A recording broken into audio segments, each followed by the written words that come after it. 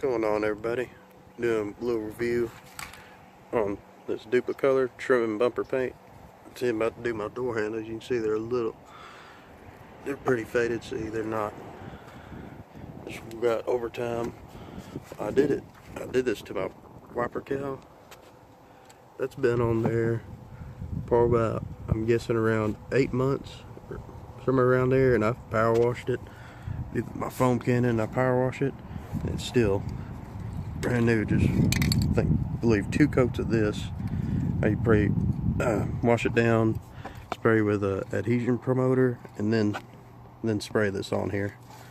But so far it has held up great. Like I said, I get a power washer and I spray right on it, try to get all the soap out. It's held up very well. I'm very impressed with this. I'm about to do my door handles here in just a few minutes. Now we'll show the progress on that and let y'all see how they turn out. Alright, here's a finished product. See, they came out looking new.